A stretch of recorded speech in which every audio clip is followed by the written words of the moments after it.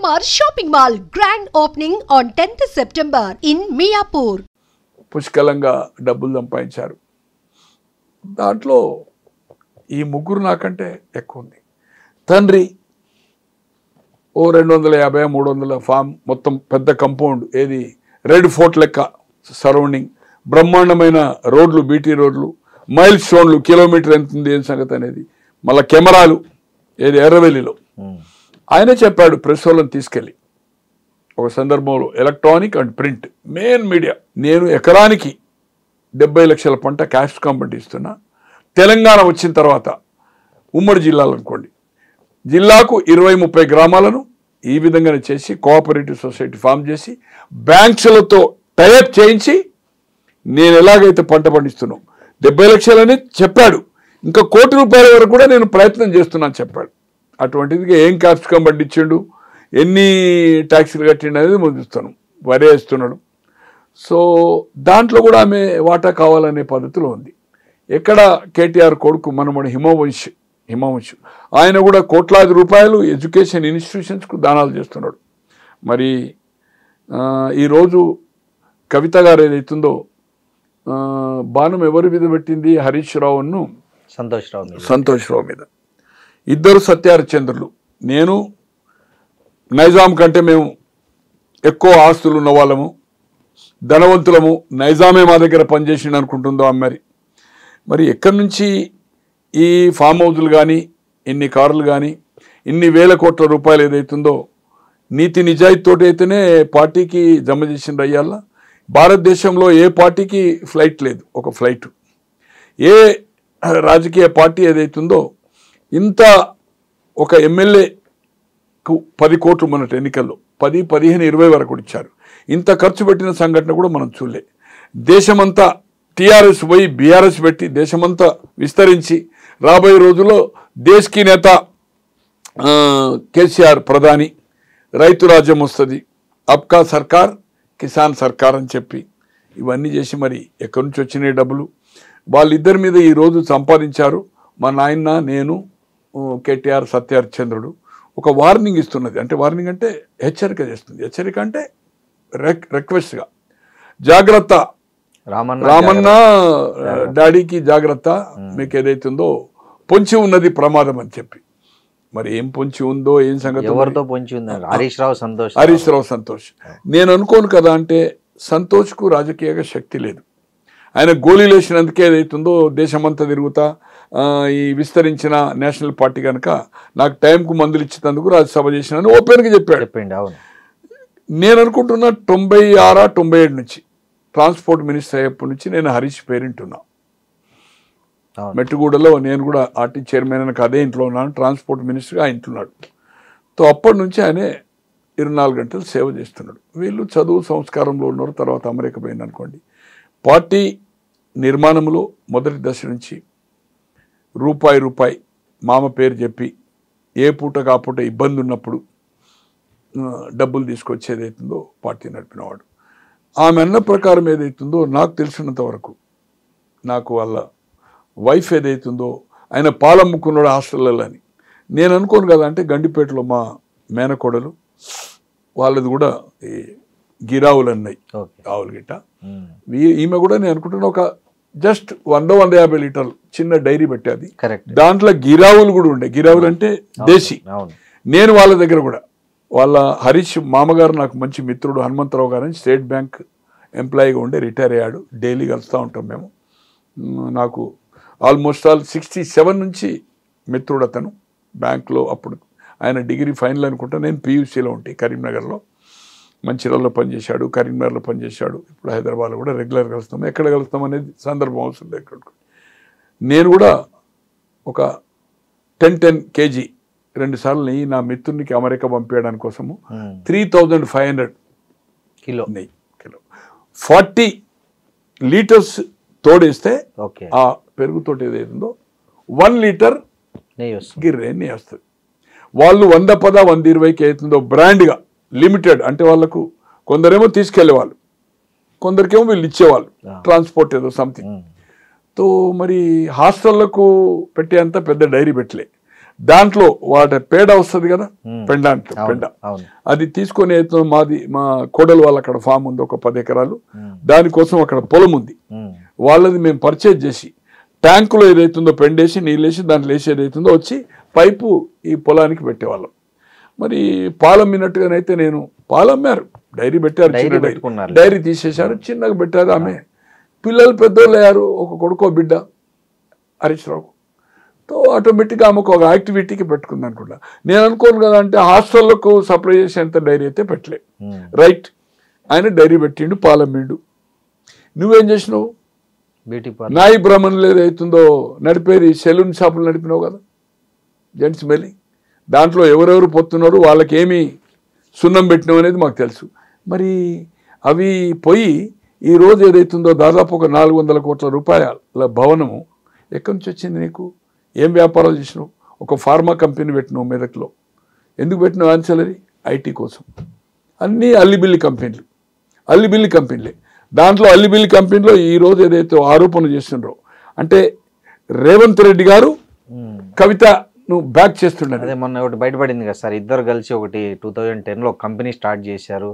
సుజన్ రెడ్డి కూడా దాంట్లో one of the partner అని. సుజన్ రెడ్డి అని జయపాల్ రెడ్డి గారు, వీరి మామ పద్మారెడ్డి గారు, తర్వాత సుజన్ రెడ్డి ఫాదర్, ముగ్గురు అన్నదమ్ములు జయపాల్ రెడ్డి గారు. సుజన్ రెడ్డి ఏదైతుందో మొన్నటి వరకు టిఆర్ఎస్తో కలిసి, ఈవెన్ ఇంక్లూడింగ్ ఆఫ్ అతన్ని ఎందుకు ట్రాప్ కాలేదు, ఎందుకు అది చేయలేదు, ఈవెన్ ఢిల్లీ లిక్కర్ వ్యాపారంలో కూడా సుజన్ రెడ్డి ఉన్నాడు. అనూస్ వాళ్ళ ఒక సన్ ఉన్నాడు కదా, వాళ్ళ సిస్టర్ని ఏదైతుందో, ఆ కుర్రోని సిస్టర్ని ఏదైతుందో రాజశేఖర రెడ్డి ఒక తమ్ముని కొడుకు చేసుకున్నాడు మ్యారేజ్. అతను కూడా జైల్లో ఉన్నాడు. అతని పేరు మర్చిపోయాను. వాళ్ళ తల్లిది తోటపల్లి. వాళ్ళ 4 అక్క చెల్లెళ్ళు. అనూస్ అనేది అవుతుందో బ్యూటీషియన్ పెట్టారు కదా, బిగ్, అందరికంటే పెద్ద ఆమె కొడుకు ఏదైతుందో జైలు ఉన్నాడు. వీళ్ళంతా లిక్కర్లో ఇన్వాల్వ్ అయిన వాళ్ళు. ఈరోజు ఎవరన్నా లిక్కర్లో ఇన్వాల్వ్ అవుతుందండి? తండ్రి మన కుటుంబ సభ్యులకి ఎవరికి తెలియకుండా ఈరోజు జైలుకు పోయొచ్చినావు. నువ్వు ఏదైతుందో శుద్ధపూస లెక్క వాళ్ళంతా అవినీతి పరులు, నువ్వు నీతి పరులు అయితే చెప్తున్నావు. It is unfortunate. ఏ సార్ కవిత ఉద్దేశం ఏంటి? సొంత పార్టీ పెట్టే ఉద్దేశం ఉందా? ఒకవేళ నిజంగానే కవిత సొంత పార్టీ పెడితే తెలంగాణలో ఆ పార్టీ ఎలా ఉంటుంది, దాని ప్రభావం ఎట్లా ఉంటుంది? ఇప్పుడున్న పరిస్థితుల్లో అయితే ఆమె పార్టీ ఖచ్చితంగా పెడుతుంది. ఖచ్చితంగా పెడుతుంది, దాంట్లో ఏమాత్రం అనుమానం లేదు. పార్టీ పెట్టడం నడపడం అనేది చాలా ఖర్చుతో కూడుకున్నది. ఆమెకేమున్నది? ఇప్పుడు జాగృతి ఎక్కడి నుంచి నడుపుతున్నది? జాగృతి బెదిరించండి. తెలంగాణ ఉద్యమంలో సినిమా వాళ్ళని ఏం చేసిందో మనకు తెలుసు. ఇలా మేఘా అని అంటుంది. మేఘా నువ్వు దగ్గర ఎన్ని డబ్బులు ఇచ్చిండో జనాలకు తెలియదా? ఈరోజు ఇంత లావిష్ ఏమి బిజినెస్ లేకుండా నువ్వు ఎక్కడ ఏం పని చేసినావు? అమెరికాలో ఎన్ని డబ్బులతో వచ్చినావు ఇక్కడికి? తర్వాత నీ భర్త ఎక్కడ పనిచేసిండు? ఒక లిక్కర్ స్టోర్లో పనిచేసిండు. శ్రవణ్ అనే లిక్కర్, నా ఫ్రెండ్, లిక్కర్ స్టోర్లో పనిచేసిండు. 8 గంటల 10 గంటలు 40 గంటలు క్యాష్ మిషన్, $8 $5 కలిసి పనిచేసిండు. ఏం ఆస్తులు, ఏమి డబ్బులు తీసుకొని వచ్చింది అక్కడ? ఏం కంపెనీలు పెట్టింది ఇక్కడ వచ్చి? ఈరోజు నీ పెళ్లికే ఇబ్బంది అయిందని చెప్తున్నావు. మరి ఇన్ని ఎక్కడి నుంచి వచ్చినాయి? మీ నాయనకు కానీ మీ బ్రదర్స్ కానీ ఎక్కడి నుంచి వచ్చినాయి? ఇక్కడ ఈరోజు కేటీఆర్ సాఫ్ట్వేర్ కంపెనీలో రిజైన్ చేసిండు, రాజకీయాలు వచ్చిండు.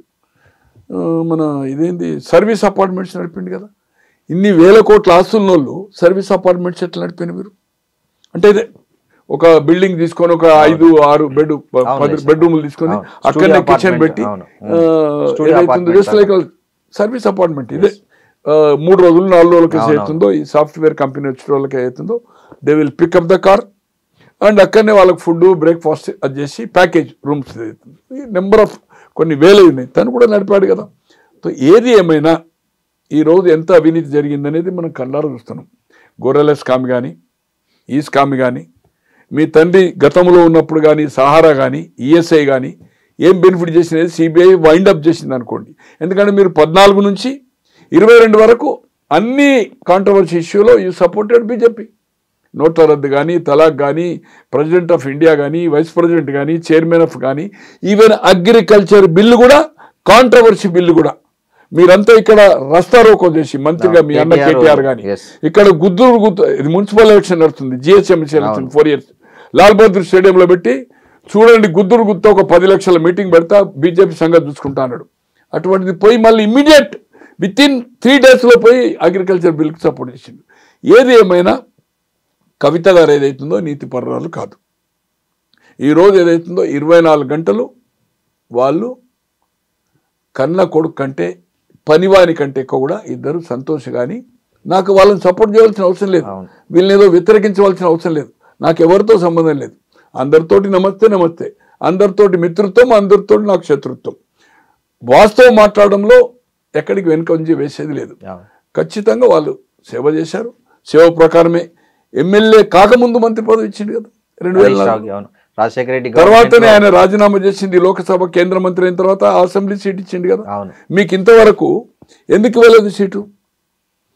మీకు కానీ తర్వాత మీ అన్నకు కానీ ఎందుకు సిద్దిపేట వదిలిపెట్టలేదు? సిద్దిపేట ఆయన 85 నుంచి గెలుస్తూ వచ్చిండు కదా, 83లో ఓడిపోయాడు, 85 నుంచి కంటిన్యూ గెలుస్తూ వచ్చింది కదా, 2004 వరకు కంటిన్యూ ఎవ్రీ ఎలక్షన్ గెలిచాడు కదా. కేసీఆర్ ఉద్దేశం తనకు నిజమైన రాజకీయ వారసుడు హరీష్ రావు అని. కానీ విధి లేని పరిస్థితిలో రాజకీయాలు ఇంట్రెస్ట్ లేకున్నా తెలంగాణ ఉద్యమాన్ని మొదలుపెట్టినప్పుడు ఎందుకు పని లేకని అన్నారు. దీక్ష పట్టినప్పుడు ఏదైతుందో మీరు అందరు కలిసి మా నాయనని చంపుతారని చెప్పారు 2009 డిసెంబర్. ఇవన్నీ జరిగినాయి. ఇవన్నీ చాలా విషయాలు మనం చెప్పాలంటే 24 hours మాట్లాడవచ్చు. ఏది ఏమైనా ఏదైతుందో హరీష్ రావు ఏదైతుందో డెఫినెట్లీ సార్ ఈ కవిత పెట్టే పార్టీ నిజంగా ప్రభావం చూపిస్తుందంటారా ఎన్నికల్లో? అంటే సార్ ఏమనుకోకండి, ఇక్కడ దేవేంద్ర గౌడ్ ఒక పార్టీ పెట్టాడు, నరేంద్ర పెట్టాడు, వైండప్ కదా, మన విజయశాంతి పెట్టాది.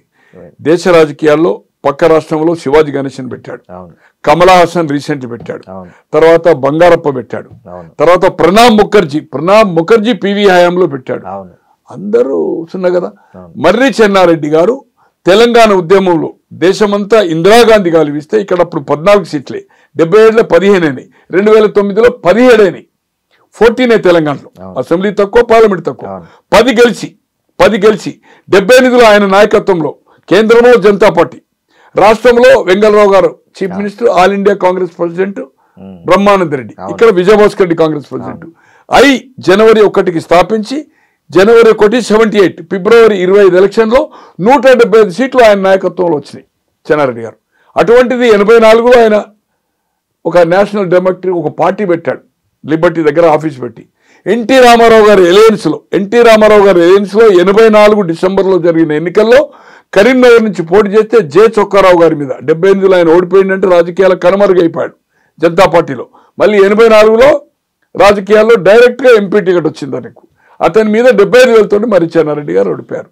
ఇట్లా కోకోళ్ళు చెప్పాలంటే పెట్టారు, చాలా పార్టీలు పెట్టారు, అందరూ ఫినిష్ అప్పే కదా.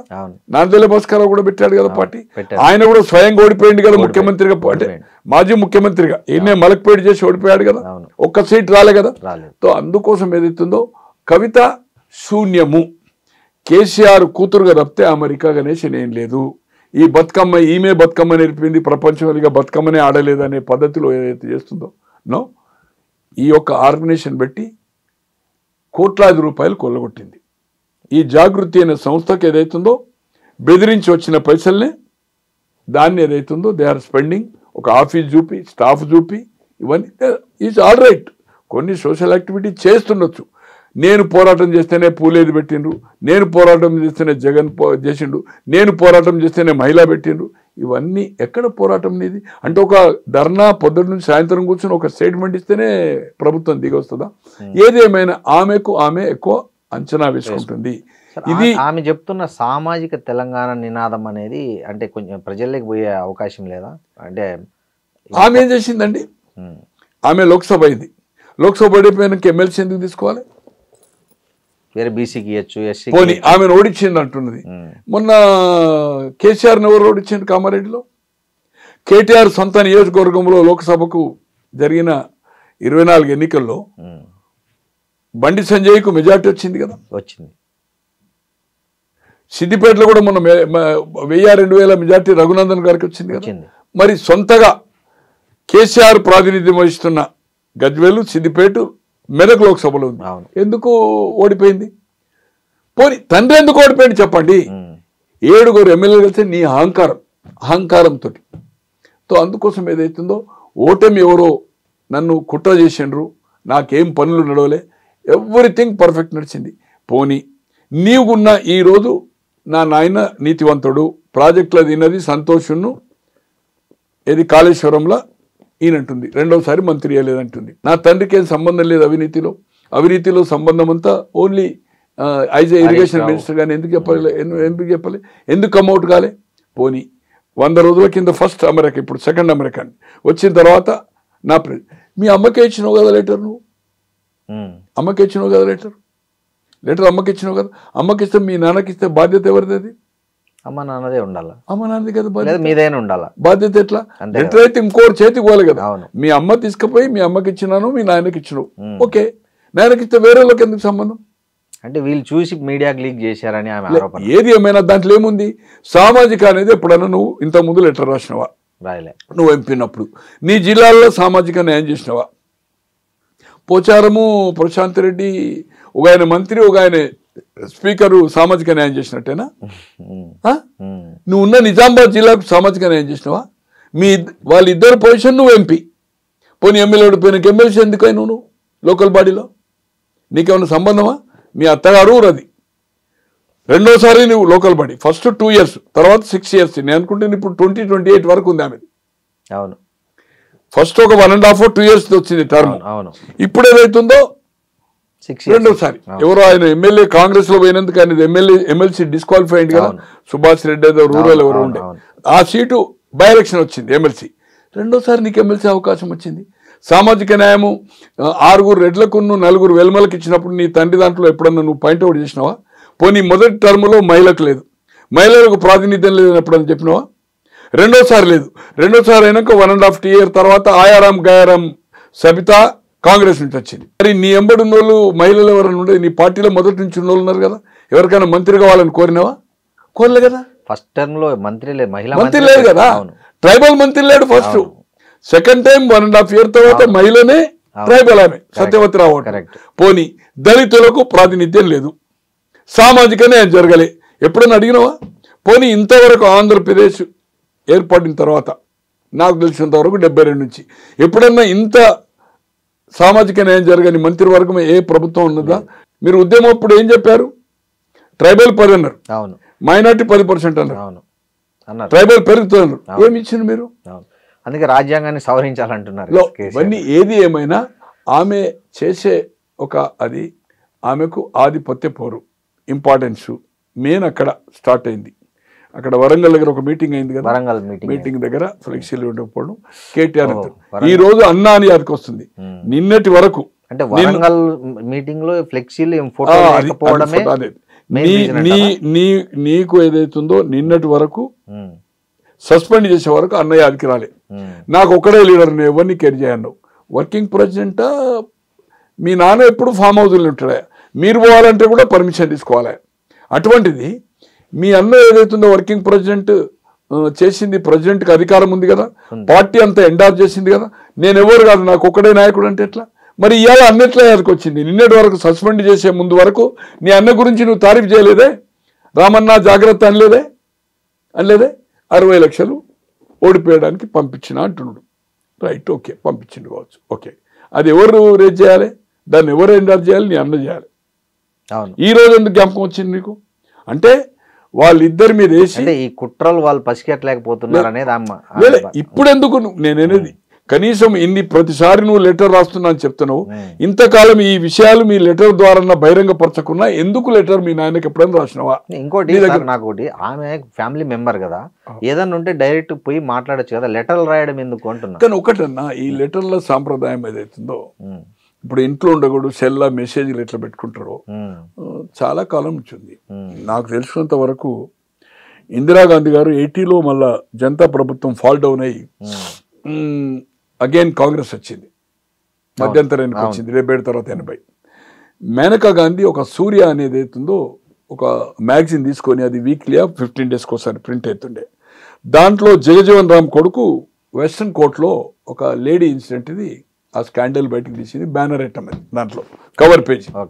తర్వాత Rajanarayana is very close to Charan Singh Rajanarayana వాళ్ళు సోషలిస్టులు అనుకున్నారు, ఒక పార్టీలో ఉండరు, భారతీయ క్రాంతి వాళ్ళు ఉండరు. వాళ్ళు కేంద్రంలో రాజనారాయణ హెల్త్ మినిస్టర్, ఈయన ఆల్మోస్ట్ ఆల్ ప్రైమ్ మినిస్టర్ లెక్క. దేవిలాల్ ఉప ప్రధాని అయినా కూడా equal to Morarji. Charan Singh is a powerful guy. యూపీలో బలమైన నాయకుడు. దాదాపు 40-45 ఆయనకు లోక్సభ సీట్లు కూడా ఇచ్చారు అప్పుడు. బీజేడీ సింబలే కదా సార్ జనతా పార్టీ కూడా? జనతా పార్టీ కాదు. జనతా పార్టీ కొత్త సింబల్ అది. రైతు నాగల్ అనేది కొత్తది, అప్పుడే క్రియేట్ అయింది. 77లో జయప్రకాష్ నారాయణ్, పాత కాంగ్రెస్, చుక్క గుర్తు స్వతంత్ర పార్టీ, తర్వాత మన భారతీయ క్రాంతి దళ్ అనేది అవుతుందో చరణ్ సింగ్ పార్టీ, బంగ్లా కాంగ్రెస్ అయిన అజయ్ ముఖర్జీ, ఇవన్నీ పార్టీలు కలిసి రైతు నాగలి మీద ఏదైతుందో కామన్ సింబల్. అంటే ఈ రాజకీయాల మధ్య లెటర్లు కామన్ అంటారు. అలా లెటర్ అదే చెప్పబోతున్నా. మేనకా గాంధీకి ఆమె ఆఫ్టర్ రిగెయిన్ ద పవర్ అయిన తర్వాత నీ కంట్రిబ్యూషన్ సంజయ్ గాంధీ పోరాటంలో కానీ ఈ యొక్క మళ్ళీ ప్రభుత్వం జనతా ఫాల్ డౌన్ అయ్యి రావడంలో నీ పాత్ర ఉందనేది లెటర్ రాసింది. ఆ లెటర్ మాకు 82లో మేము సంజయ్ పంచిపెట్టిన తర్వాత ఒక సందర్భంలో ఆమె చూపెట్టారు. ఇట్లా అంటే ఇందిరాగాంధీ ఇంట్లో ఉండి కూడా లెటర్ రాసి. ఇంకోటి సార్, ఇది నేను అనుకుంటున్న పూర్వకాలం నుంచి ఉన్నది. ఈమెకు లెటర్ రాసి కొన్ని ఎక్స్ప్రెషన్ డైరెక్ట్ చేయలేరు. ఇప్పుడేమో మెసేజ్లు పెడుతున్నాం ఏది ఫోన్లలో. అప్పుడు ఆమె లెటర్ రాసింది. నేను అనుకుంటున్నా సాంప్రదాయం ముందేమో. ఇదే లెటర్లు ఇవన్నీ ఎందుకు స్పందించలేదని అడుగుతున్నా. రైట్. ఇప్పుడు ఆయన 25 కాన్స్టిట్యున్సీలకు ఫండింగ్ చేసిందని. మరి 119కి ఎవరు ఫండింగ్ చేసిండ్రు? కడమై మీ నాయన ఫండింగ్ చేసిండు కదా. ఆయనకు ఎవరైతే క్లోజ్ ఉన్నారో కొంతమంది అసెట్ అయినరో మొదటి నుంచి ఉద్యమంలో ఆయనే ఉన్నాడు కదా. ఎమ్మెల్యే టికెట్లప్పుడు కూడా ఆయన రోల్ ఉంది కదా. ఒక 1 మినిట్ 2004 రోల్ ఉంది కదా. ఉద్యమంలో రోల్ ఉంది, టికెట్ల రోల్ ఉంది. ఎవరైతే ఆయనతో అసెట్ అయ్యి కంపల్సరీ. ఇప్పుడు ఎగ్జాంపుల్ హరీష్ రావు దగ్గరికి వెళ్ళి కేటీఆర్ దగ్గరికి పోయిందనుకోండి. ఒక సందర్భంలో ఇద్దరు మంత్రులుగా ఉన్నప్పుడు 2014 ఇట్లా హరీష్ అన్నను కూడా కలిసి వాళ్ళకు అభిప్రాయ భేదం ఉందనేది ఎవరికి ఐడియా లేకుండా ఎమ్మెల్యే ఇంక్లూడింగ్ గంగుల కమలాకర్ అటువంటి తర్వాత మంత్రి అయ్యాడు. ఏంది హరీష్ రావు దగ్గర పోతే ఇంకేది మీరు పోయొచ్చింది కదా, పని అయిపోయింది కదా, నా దగ్గరికి ఎందుకు వచ్చింది అనేవాడు. వాళ్ళిద్దరికి ఒక ఉండే తర్వాత అండర్స్టాండింగ్ వచ్చింది అనుకోండి. ఏది ఏమైనా డిఫరెన్స్ ఒపీనియన్ నాకెందుకు నాయకత్వం రాదనేది హరీష్కు ఉండడం. వీళ్ళంతా ఏదైతుందో అసలు ఉద్యమమే వద్దన్నోళ్ళు, దీక్ష ఏదైతుందో అనవసరంగా ఏదైతుందో మా నాన్నని చంపుతారన్నోళ్ళు. అటువంటిప్పుడు ఆయనకు అధికారం వచ్చిన తర్వాత నేను కష్టపడ్డా నాకు రావాలి అవకాశం. కేసీఆర్ ఉన్నంతసేపు కేసీఆర్ పోయిన తర్వాత రావాలని ఉండొచ్చు, తప్పేం లేదు కదా. ఆమన్నది కూడా అదే. అంటే ఆయన రేపు అటు ఇటు అయితే మెజారిటీ నాకు 26 మంది ఉంటారనే ఉద్దేశంతోనే ఆయన ఫండింగ్ చేశాడనేది కేసీఆర్ ఆమె ఒపీనియన్ ఉండొచ్చు. కేసీఆర్ ఉన్నంత వరకు మీ తండ్రి మీద మేమే తండ్రి కంటే ఎక్కువ కంట్రిబ్యూషను, మేము లేకపోతే మా నాయన లేడు, మా నాయన కంటే తెలివంతులము మీ అన్న మీరు అనుకుంటున్నాము. హరీష్ రావు ఒకటి చెప్పగలుగుతా నేను. అంటే నాకు అతనితో ఎక్కడ మేము కూర్చుని మాట్లాడిన ఇన్సిడెంట్ లేదు. ఒకేసారి ఆయన మంత్రిగా ఉండగా ఒక మిత్రుని ఇంట్లో ఒక దాదాపు 3 గంటలు కూర్చున్నాము. రాజశేఖర రెడ్డి గారిని ఒప్పించండి తెలంగాణ మజాకా తెలంగాణ ఒప్పించడం అని చెప్పాను. తర్వాత కేటీఆర్ కూడా 2006లో ఆయన రాజీనామా చేసిన తర్వాత ఉప ఎన్నిక అదే వాళ్ళ ఇంట్లో హరి మహేందర్ అని మెడికల్ కాలేజ్లో డైరెక్టర్, ఎక్కడ కరీంనగర్ చెలమేడ ఆనందరావు దాంట్లో, ఇప్పుడు సిద్దిపేటలో కూడా పెట్టారు. వాళ్ళకి చాలా దగ్గర, వాళ్ళు యూఎస్లో ఉండొచ్చారు, నాకు రిలేటివ్స్. కేటీఆర్ని మేము కూడా బై ఎలక్షన్స్ కంటే ముందు 3 అవర్స్ కూర్చున్నాం.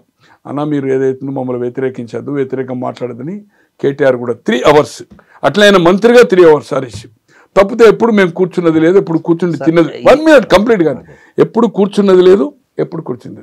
ఉద్యమాన్ని నడిపించినప్పటి నుంచి కేసీఆర్ అంటున్నాడు ఆయన అనుచరులు ఉన్నారు, అందుకు ఆయన హెల్ప్ చేశాడు తప్ప అనే ఉద్దేశం. అయితే ఇక్కడ హరీష్ రావు వేరే ఉద్దేశంతో చేయలేదు.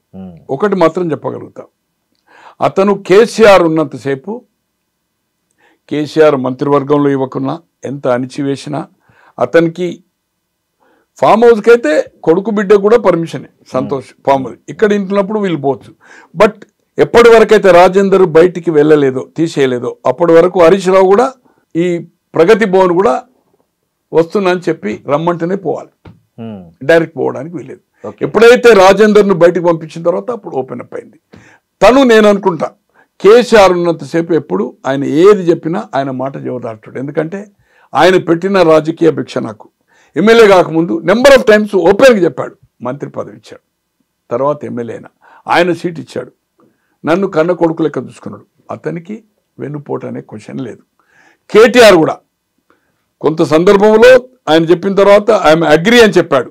కేటీఆర్ కూడా రేపు రాబోయే రోజుల్లో ముఖ్యమంత్రి అవుతాడా కాడా లేకపోతే ఉద్యమం నడుతాడా కలిసి తీసుకుపోయినంతసేపే అతని చిన్న చూపు అతని గురించి ఎల్ ట్రీట్మెంట్ చేసినప్పుడు ఏమైనా డిఫరెన్స్ ఒపీనియన్ రావచ్చు కానీ లేకపోతే కేటీఆర్ నాయకత్వాన్ని నిర్బంధంగా ఓపెన్గా ఖచ్చితంగా ఎండార్ చేసిండు.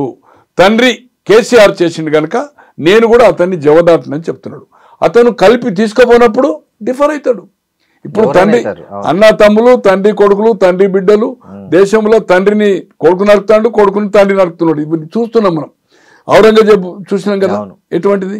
తండ్రిని జైలు వేసి రాజు తీసుకెళ్ళి ఇవాళ మన కుటుంబ సభ్యులైన నెహ్రూ కుటుంబ సభ్యులు డిఫరెన్స్ ఒపీనియన్ వచ్చింది వాళ్ళ శిష్యులతో. అలాగే ఏదైతుందో Arun Nehru de facto prime minister Rajiv Nehru Bofors ఇష్యూలో ఆయన వీపీ సింగ్ తోటి ఆయన బయటకు వచ్చింది కదా. ఇట్లా నెంబర్ ఆఫ్ ఇష్యూస్ ఉన్నాయి.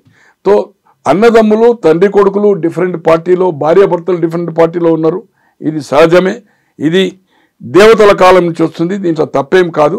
నేను అనుకుంటున్నా హరీష్ రావు గారు ఏదైతుందో వెన్నుపోటు పడతాడు జాగ్రత్త మీ ఇద్దరు ఏదైతుందో అనుకునేది తప్పు. సంతోష్కి ఆ కెపాసిటీ లేదు, ఫీల్డ్ లేదు ఆయనకు. ఈ విల్ బి ఓన్లీ అతని టేక్ కేర్ చేసింది తప్పితే అతను పొలిటికల్ పర్సన్ కాదు. ఒక వార్డు మెంబర్ కూడా ఎన్నికయ్యేంత కెపాసిటీ ఉన్నోడు కాదు అతను. సరే, ఒకటి హరీష్ రావు మీతో అప్పుడు 3 hours మీటింగ్ అయ్యి రాజశేఖర రెడ్డిని ఒప్పించమని అడిగారు తెలంగాణకు అనుకూలంగా మంత్రి హోదాలో ఉన్నప్పుడు అన్నారు కదా. అదే దాన్ని కవిత మొన్న ప్రెస్ మీట్లో మాట అన్నారు. హరీష్ రావు పార్టీని తీసుకెళ్లి రాజశేఖర రెడ్డి కాంగ్రెస్ లో కలిపేద్దామని కూడా కుట్ర చేశాడు అని. నేను చెప్పనా అండి? చెప్పండి. అది మొన్న చెప్పాడు. అతను యాక్చువల్ గా బై ఎలక్షన్ లో 8 సీట్లే గెలిచాయి. 16 రాజీనామా చేశారు. ఖైరతాబాద్ 17 పోటీ చేస్తే 4 లోక్సభ. రవీంద్రనాయక్ ఓడిపోయి దయాకర్రావు గెలిచాడు. అక్కడ మత్స్వన్ రెడ్డి ఓడిపోయి ఇంద్రకాంత్ రెడ్డి గెలిచాడు. పోటాపోటీగా కేసీఆర్ రెండోసారి 15,000 తోటి, మొదటిసారి లక్ష్మణ్ రెడ్డి ఏది 2006లో 2008లో. తర్వాత ఇంకొక సీటు ఎవరిది వినోద్ హన్మకొండ, అప్పుడు అది జనరలే ఉండే. ఇద్దరు గెలిచారు. గెలిచిన తర్వాత ఇతను ఫ్లోర్ లీడర్ అడిగాడు పోయి. ఎవరు? హరీష్ రావు. పోతే లేదు నేను ఇవ్వను అని చెప్పాడు. అదే నందిని ఇప్పుడు బసవ తారకం దగ్గర ఉండే కదా. ఇమ్మీడియట్ ఏదైతుందో అడిగి వచ్చినాక కొంచెం ఇద్దరి మధ్యలో కొంచెం ఆర్గ్యుమెంట్ నడిచింది. ఏది అప్పటి వరకు విజయరామారావు ఉండే 26 మందికి మంత్రివర్గం అయిన తర్వాత 26 అంటే 10 డిఫర్ అయినా 16కు అది లీడర్. ఏది మన టిఆర్ఎస్ లెజిస్లేటివ్ పార్టీకి లీడర్. అడిగితే నో అన్నాడు. నో అన్నాక ఆయనకు ఒక పని ఏదో ఆయన కాన్స్టిట్యున్సీలో ఇంపార్టెంట్ ఉంటుంది, సమ్ కాలేజ్ హాస్పిటల్ డాక్టర్స్ ఏదో. ఇమ్మీడియట్ సెక్రటరీ వచ్చాడు రవిచంద్రన్. ఇప్పుడు మీకు చెప్పారు కదా, అతను అక్కడ ఉన్నాడు. అనుకోకుంటే బూకేలు రోజు ఇస్తారు కదా, ఓ బూకే చేతికి ఇచ్చాడు. బై ఎలక్షన్ లో ఆయన ఎన్నికయ్యాడు. రిజైన్ చేసిన తర్వాత ఎన్నికయ్యాడు. ఎన్నికైన తర్వాత ఏదైతుందో లీడర్ అడిగాడు. ఇప్పుడు 2008లో 2006లో కాదు 2008లో 2006లో కాదు 6లో కేసీఆర్ ఒక్కడే చేసిండు. 2008లో 16 మంది ఎమ్మెల్యేలు 4 లోక్సభ చేశారు. అప్పుడు 2010లో చేశారు మళ్ళీ 10 మంది ఎమ్మెల్యేలు. ఏది టీడీపీతో అలయన్స్ అయిన తర్వాత. ఆ పరిస్థితుల్లో ఏదైతుందో ఆ బూకే రవిచంద్ర గారు ఆయన చేతికి ఇచ్చాడు. ఇస్తే పోయేది అవుతుందో అది ఫోటోగ్రాఫ్ అయిపోయింది. అది పత్రికల్లో వచ్చేది. అంటే ఒకడు ఉప ఎన్నికలో గెలిచిన అతను ముఖ్యమంత్రికి తీసుకుపోయి బూకే ఎందుకు ఇస్తాడని. ఇది 100% కరెక్ట్. దీంట్లో ఏమాత్రం అబద్ధం లేదు. మీరు కావాలంటే రవిచంద్ర గారితో ఇంటర్వ్యూ తీసుకోండి అబౌట్ దిస్. ఆయన ఇంటర్వ్యూ చేయాలనుకోండి. కాన్స్టిట్యున్సీ పని మీద వచ్చాడు. ఆయనే మాజీ మంత్రిగా ఉండి కూడా నెంబర్ ఆఫ్ టైమ్స్ ముఖ్యమంత్రి గారిని రామచంద్రరావు గారిని నెంబర్ ఆఫ్ టైమ్స్ నేను అనుకుంటే 3-4 డజన్ టైంలో కలిసాడు. నేను అప్పుడు కలిసాడు 2 సార్లు కనిపించాడు సెక్రటరియట్ లో. ఆయనే సార్ ముఖ్యమంత్రి అనేవాడు కాంగ్రెస్ పార్టీ కాదు, అందరికీ ఎనీబడి కెన్. ఇప్పుడు ఆ సంస్కృతి వచ్చింది, టిఆర్ఎస్ వచ్చిన తర్వాత. టిఆర్ఎస్ రాకముందు ఆ సంస్కృతి లేదు. ఎమ్మెల్యేస్ 3 to 4 అంటే anybody can come direct MLAs నియోజకవర్గం పని. ఆ రోజు ఆ ఇమ్మీడియట్ కేసీఆర్ ఇంటి నుంచి సెక్రటరియట్ వచ్చాడు. ఈ బూకే రవిచంద్ర గారు ఇచ్చాడు తప్పితే అతను ఏదైతుందో కాదు. ఎప్పుడు కానీ is a loyal to the, నాకు తెలిసినంత వరకు ఆయన క్యారెక్టర్ మామకు లాయల్. కేటీఆర్కా కవితకా వాళ్ళ అత్తమ్మకా సంబంధం లేదు, వాళ్ళ కుటుంబ సంబంధం. బట్ కేసీఆర్ ఉన్నంత వరకు ఏదైతుందో కేసీఆర్ ఏ మాట చెప్తే ఆ మాట జవదాటడు. రామునికి లక్ష్మణుడు అన్నట్టుగా ఏదైతుందో ఖచ్చితంగా నెంబర్ ఆఫ్ టైమ్స్ ఎన్నిసార్లు చెప్పాలి అతను, ఎన్నిసార్లు చెప్పాలి. డబ్బులు డెఫినెట్గా సంపాదించుకున్నాడు. వీళ్ళందరినీ కొంటాడు సంతోష్. కవితను, హరీష్ రావును. కేటీఆర్ ఏం తక్కువ ఏం కాదు. ఈరోజు ఓపెన్గా నా ఫోన్లో బంధించున్నాయి వీళ్ళ ఫామ్ హౌజులు. ఇలా హిమవంశిది 100 acres అజీజ్ నగర్లో 100 acres ఫామ్, కోటి చొప్పున 6 కోట్లు పోతుంది. ఎస్వి ప్రసాద్ అని చీఫ్ సెక్రటరీ ఉండగా వాళ్ళ బంధువు. దాని పక్కకే మన ఈయనది ఉంది, ఎవరిది, మన 60 ఎకరాలు సంతోష్ ఉంది. ఈరోజు సంతోష్, నేను అక్కడ పోయాను, ఒక వాచ్మెన్ ఉంటే ఎవరిదంటే ఇది కవితదని చెప్పారు. అట్లే ఇప్పుడు బొమ్మరాజ్పేట లియోన పక్కకు 21 acres 2018 అది ట్యాంపరింగ్ రికార్డు కొన్నాడు. అక్కడ ఉండే వాచ్మెన్ ఇది కవిత అని చెప్పాడు. కవిత భర్తతో ఒక సందర్భంలో నేను కూర్చున్నాను ఆ ల్యాండ్ ఇష్యూలో. కూర్చుంటే ఇది మాది కాదు అని అక్కడ ఉన్నోడు చెప్పాడు. ఈ అజీజ్ నగర్ ఇది మాది కాదు, ఇప్పుడే మీకు చూపెడతాను ఆయన మెసేజ్ కూడా, అది ఓపెన్ కాకపోతే. నాట్ అవర్ అంటే ఏ ప్రాపర్టీ అయినా కవిత అని చెప్పేవాడు. ఒక సందర్భంలో నేను అనుకుంటున్నా ఇట్ ఈజ్ 2000 ఓడిపోయింది ఎప్పుడు 23 డిసెంబర్ కదా, December, it is of September. ఇది వాళ్ళ భర్తతో కూర్చున్న తర్వాత ఇటువంటి ఈ ల్యాండ్ ఇష్యూస్ అయిన తర్వాత ఈ ఇద్దరు తండ్రి దగ్గరికి వెళ్ళారు. సంతోష్ అన్న అజీజ్ నగర్ లో ల్యాండ్ ఉంది, అది మాదని చెప్తున్నారు అక్కడ ఉండే స్టాఫ్. ఇక్కడ ఒక 21 ఎకరాలు, అక్కడ ఒక 60, ఏది బొమ్మరాజ్పేటలో. అక్కడ పోయిన వాళ్ళకి అది చెప్పారు. గోనె ప్రకాష్ రావు గారు పోయితే అక్కడ ఉండే స్టాఫ్ చెప్తున్నది వాచ్మెన్. ఇది ఎంతవరకు న్యాయం అన్నాక ఏం చేశాడు ఆయన, ఈ బొమ్మరాజ్పేటది ఇట్లా ట్యాంపరింగ్. అప్పటికే నేను ఫైట్ స్టార్ట్ చేశాను. ఆగస్ట్ 23 అక్టోబర్లో అవార్డు అయింది అనుకోండి. ఆయన 11 ఎకరాలు కూడా అంటే ట్యాంపరింగ్ రికార్డు కొన్నారు. 11 ఎకరాలు కూడా అమ్మాయి అని కలెక్టర్ ఉండే రిలీజ్ చేశాడు అక్టోబర్ ఆఫ్ 2023. అది 920 acres ట్యాంపరింగ్ అయింది రికార్డు. ఎన్ఆర్ఐ ల్యాండ్ అది. ఒక ఎక్స్ఎంపీ బలరామకృష్ణ అని దుగ్గిరాల 1965లో కొని సేల్ డీడ్ మొటేషన్ చేసిండు 21 మంది మీద. సీలింగ్ ఎప్పుడు వచ్చింది 72-73లో 50 ఎకరాలు. ఎంత క్లెవర్ చూడండి. అంటే ఆయన 21 మంది మీద చేసిండు. వాళ్ళ 3 కొడుకులు అమెరికాలో పోయినారు, చనిపోయారు. వాళ్ళ 3 బిడ్డలు పోయారు. ఒక బిడ్డ చనిపోయింది, ఒక బిడ్డ ఇప్పుడు 93, ఒక బిడ్డ 91. అతను 81లో చనిపోతే ఆయన ఎంబడున్న వాళ్ళంతా ట్యాంపరింగ్ చేశారు రికార్డు. అది 2016 నుంచి మా ఒక మిత్రుడు కొడుకు ఆదిత్య యాదవ్ అని వాళ్ళు ఒక 13 మంది అగ్రిమెంట్ చేసుకుంటే అది ఇప్పుడు అయింది, సాల్వ్ అయింది. It is going to the registration కూడా అవుతుంది. బొమ్మరాజ్పేట్ 920 acres మొత్తం ట్యాంపరింగ్ చేశారు. కొంతమంది దాంట్లో రామయ్య అని, కిషోర్ అని, లక్ష్మారెడ్డి అని. ట్యాంపరింగ్ అంటే గోనె ప్రకాష్ రావు అమెరికాలో ఉన్నాడు. ఇక్కడ మిమ్మల్ని ఏదైతుందో లేదు, జీపీ కాదు. మీరు జీపీలు అంటే ఏదైతే ఎక్కడికో పోతాం మనం. మెంటల్ కేసు నాకు అర్థమైందా. ఇక్కడ శ్రీనివాసం తీసుకొచ్చి ప్రకాష్ రావుగా ఎండార్ చేసి సంతకం పెట్టారు. రామయ్య అంటోళ్ళు, కిషోర్ అంటోళ్ళు ఫోటోలు పెట్టి. అంటే ట్యాంపరింగ్ కింద క్రిమినల్ ప్రొసీడింగ్స్ అవుతుంది. ఇప్పుడు అన్ని పోలీస్ స్టేషన్ కంప్లైంట్ ఇచ్చాం. They are going to the arrest and 920 release అవుతుంది. అప్పుడు ఇతను రెవెన్యూ రికార్డు తెప్పించుకున్నాడు. ఇంటెలిజెన్స్ కూడా అడిగిండు కేసీఆర్. అడిగి తెప్పించుకుంటే అది ట్యాంపరింగ్ రికార్డు. ఆయన కొన్న ప్రాపర్టీ ఆయనదని చెప్పుకోవచ్చు కదా. దాంట్లో కూడా వాళ్ళకి ఏదైతుందని మా పేరు ఎక్కడ చూసినాక ఆయన కొంటున్నాడో అది ఇది కవిత నుంచి అక్కడ ఉండే వాచ్మెన్లే చెప్తున్నాడు. ఇవన్నీ కూడా అది చెప్పకపోవచ్చు కారణాలు. ఇది వాళ్ళ భర్తతో నేను కూర్చున్నప్పుడు ఇది కన్వర్జేషన్. నాకు వాళ్ళని కలిసిందనేది నాకు తెలిసిన సమాచారం. ఎలక్షన్ అయిన తర్వాత అక్కడ ఉండే అధికారి నా ఒక మిత్రునికి చెప్పాడు, ఇట్లా కేసీఆర్ వార్న్ చేశాడు, ఈ ల్యాండ్లో ఎవరు మీరు రెవెన్యూ ఆఫీసర్కి చెప్పద్దు. ఇట్ ఈజ్ టోటల్లీ మీరు చూశారు కదా, నేను కూడా చూశాను, ఇది ట్యాంపరింగ్ రికార్డు, దీంట్లో మనము ఇంటర్ఫేర్ కావద్దు అంటే మల్లారెడ్డి గారు మంత్రి గారు చెప్పినా ఆ లాంగ్వేజ్ చెప్పలేదు అనుకోండి. అండ్ సంతోష్ అయినా ఎవరైనా not to interfere, not to pressurise అధికారుల మీద చేయొద్దని చెప్పిండు. అందుకోసం ఏదైతుందో ఏది ఏమైనా ఆమె కంటే ఎక్కువ సంతోష్ దగ్గర ఉండొచ్చు, ఆమె కంటే ఎక్కువ హరీష్ ఉండదు. వాళ్ళు ఫీల్డ్లో ఉన్నారు. ఈమె ఆర్గనైజేషన్, ఈమె కొంత ఈమె వీళ్ళందరికంటే కూడా ఓవర్ అంబిషియస్, దాంట్లో అనుమానం లేదు. జరా ఏమైందంటే అగ్రెసివ్. సినిమాల్లో ఏం చేసింది, బెదిరించింది, ఇవన్నీ మనం చూసాం. ఉద్యమ కాలంలో ఏం చేసింది అనేది. ఏది ఏమైనా కవితతో పార్టీ పెట్టినా కవిత ఎన్ని స్టేట్మెంట్ ఒక 4-5 రోజులు 5-10 రోజులు వస్తుంది. తర్వాత పరిస్థితి అట్లుండేది. దేశంలో మీకు చెప్పాను ఎందరు పార్టీలు పెట్టి హేమీలు పెట్టేదైతుందో సినిమా మకుటం లేని కమల్ హాసన్ ఎంత ఫేమస్, చాలా ఫేమస్. శివాజీ గణేశన్, అవును, దాసనారాయణ వైండప్ అయ్యిండు. బంగారప్ప పార్టీ ఎంతమంది పెట్టారు. దేవరాజర్స్, ఆల్ ఇండియా కాంగ్రెస్ బ్రహ్మారెడ్డి తర్వాత 79 జూలై ఇందిరాగాంధీతో డిఫర్ అయ్యి చీఫ్ మినిస్టర్ ఉండే. ఇక్కడ చెన్నారెడ్డి నాయకత్వంలో, అక్కడ దేవరాజర్స్ నాయకత్వంలో, అంతకుముందు కూడా ముఖ్యమంత్రి. డిఫర్ అయితే 28కి 28 లోక్సభ 1980లో ఓడిపోయిన తర్వాత రిజైన్ చేసిన తర్వాత గుండూరావు చీఫ్ మినిస్టర్ అయ్యాడు. అటువంటి వాళ్ళు దేవరాజర్స్ అర్స్ కాంగ్రెస్ జీరో. సో అందుకోసం ఏమవుతుందో ఈమె జీరో. తండ్రి లేకపోతే తండ్రి, ఇప్పుడు ఎందుకు తండ్రి పేరు పెడుతున్నది? పీపుల్లో పోవాలంటే తండ్రిని సేఫ్ గార్డ్ చేస్తున్నది. ఓకే, కేసీఆర్ జాగ్రత్త, మా కేసీఆర్ నాయకుడు, కేసీఆర్ బొమ్మ పెట్టుకుంటే ఎవరు అడుగుతారు? నొబ్బడి విల్ బిలీవ్ కాదు సార్.